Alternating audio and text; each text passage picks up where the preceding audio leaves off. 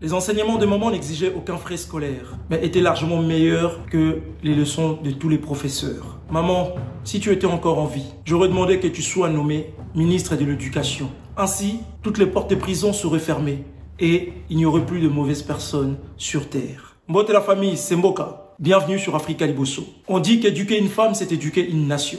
Nos mères nous ont élevés. Nos mères ont fait de nous des hommes. Et pour cela, aujourd'hui sur Africa Liboso, nous avons décidé de rendre hommage aux mamans. Avant de poursuivre, abonne-toi, like, partage et commente. Et n'oublie pas d'activer ta cloche de notification pour ne rater aucune vidéo. Nos mamans sont des vraies femmes, contrairement à ce que nous entendons ici. Parce qu'en Occident, lorsqu'on parle de la femme africaine, de la maman africaine, on voit cette femme qui va faire le ménage, on voit cette femme qui ne prend pas soin d'elle, on voit cette femme qui n'a pas l'âme du leader, on voit cette femme qui n'a pas la base de l'éducation. Pourquoi? Parce que pour eux, être éduqué, c'est aller à l'école occidentale. Alors que nos mamans ont été élevées, éduquées, pour être des personnes à part entière dans une société. Des femmes déterminées, des femmes de valeurs, des épouses et des mères, des personnes qui sont à la base de notre émancipation, à tous. Alors, en ce jour, nous allons leur rendre hommage. Je dirais déjà un grand merci à toutes les mamans. Certains me diront, oui, mais toutes les mamans ne sont pas des bonnes mamans. Je leur dirai, ne confondez pas mettre au monde, porter un enfant et être une mère.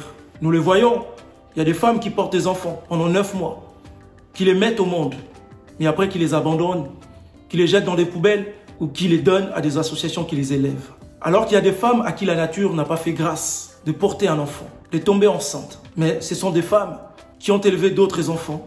Ce sont des femmes qui ont apporté un grand plus dans la société. Et leur apport a fait de certains enfants des personnes honorables dans leur société. Alors un grand merci à toutes les mamans, à toutes les bonnes mamans, à ma mère, femme noire, femme africaine. Oh toi ma mère, je pense à toi. Oh toi Dama, oh ma mère, toi qui me portas sur le dos, toi qui m'allaitas, toi qui gouvernas mes pas, toi qui la première m'ouvrit les yeux aux prodiges de la terre. Je pense à toi. Femme des champs, femme des rivières, femme de grands fleuves. Oh ma mère, je pense à toi. Oh Dama, toi qui essuyais mes larmes, toi qui me réjouissais le cœur, toi qui patiemment supportais mes caprices, comme j'aimerais encore être près de toi. Femme simple, femme de la négation, mes pensées toujours se tournent vers toi. Oh Dama, Dama de la grande famille des forgerons, ma pensée toujours se tourne vers toi. La tienne, à chaque pas, m'accompagne. Oh Dama, ma mère, comme j'aimerais encore être dans ta chaleur, être enfant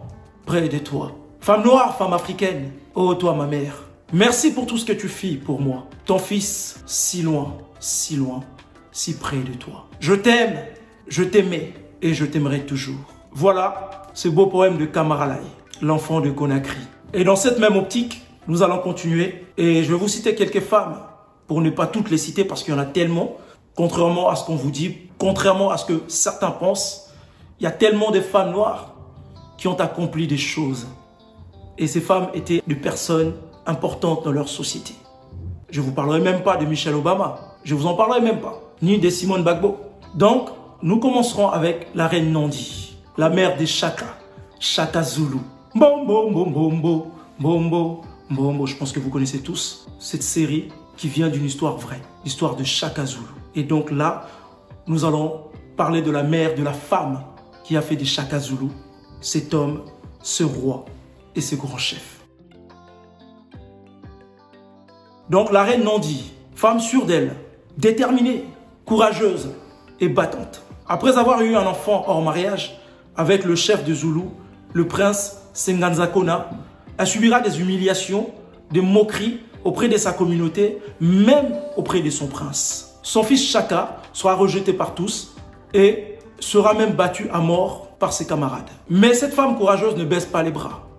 Elle connaît sa valeur, sa motivation et aussi la valeur de ses enfants. Donc ainsi, elle décida de s'enfuir avec ses enfants. Elle sera recueillie par une tribu voisine dont le chef verra en Chaka l'âme d'un leader. Elle élèvera son fils avec des valeurs, de bonnes valeurs africaines et fera de lui un homme respectable, un homme important, un leader connu de tous. Et ainsi, lorsque Chaka deviendra roi des Zoulous, il nommera sa mère reine et conseillère.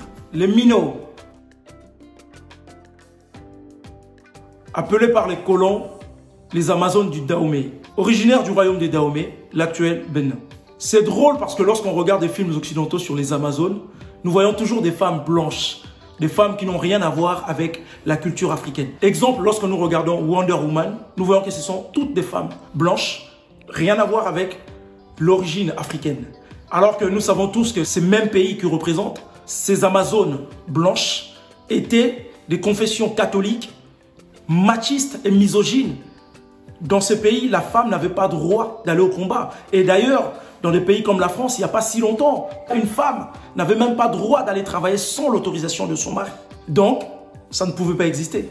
Ce qui est un mythe pour certains est une réalité pour d'autres. Donc, pour comparer, dans Black Panther, les guerrières Dora Milaje représentent bien les Minots. Donc, les Minots, ces femmes guerrières, étaient excellentes dans les combats corps à corps.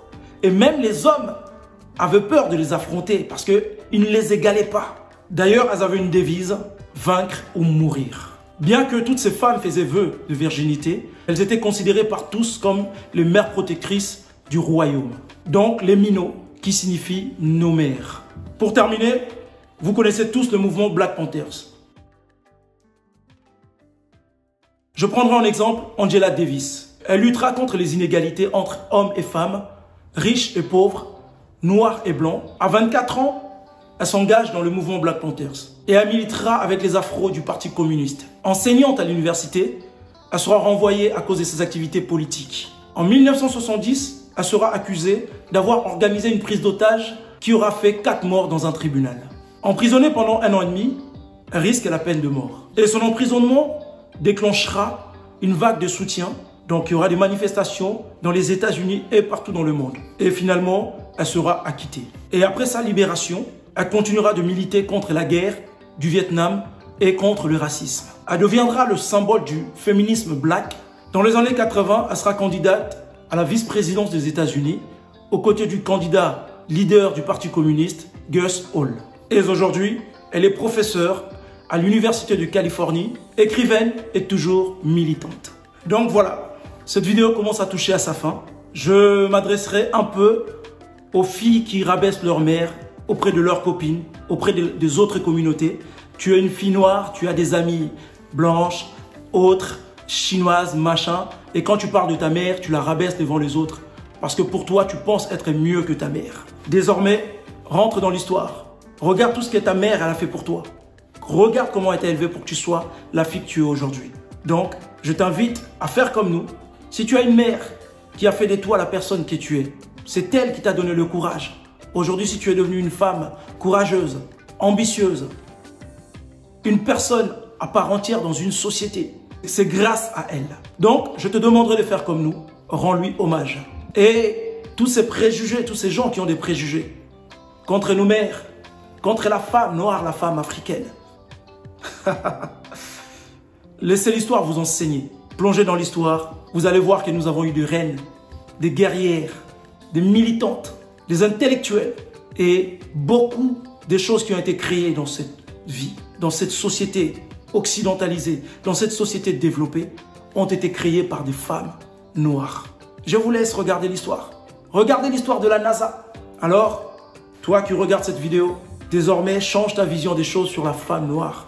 Cette femme déterminée, cette femme forte, cette femme qui a été élevée pour être une personne à part entière. Change ta vision des choses sur elle et rends-lui hommage. Quand elle passera, je suis sûr que tu baisseras la tête, tu t'inclineras. Sans elle, la société n'existait pas. D'ailleurs, je salue un grand monsieur, Thomas Sankara, qui a mené justement un grand combat pour l'émancipation des femmes, mais qui avait compris l'importance de ne pas faire comme les Occidentaux. Pour que la femme s'émancipe, pour l'émancipation de la femme, il faut que l'homme soit intégré. Car les femmes nous mettent au monde, font de nous des hommes, font de nous ce que nous sommes, et nous vivons ensemble avec elles. Donc cette vidéo touche à sa fin. Un grand merci à toutes les bonnes mamans, un grand merci à toutes les femmes qui font ce travail d'éducation, à toutes les femmes qui nous apportent chaque jour un plus dans cette vie, dans ce monde compliqué. Alors, je t'inviterai, comme c'est dit au début, à liker, à partager, à commenter. Et toi qui es abonné, active ta cloche de notification. Toi qui ne l'es pas encore, abonne-toi. Et je te dis à très bientôt sur ta chaîne YouTube Africa Liboso. Toza Elongo.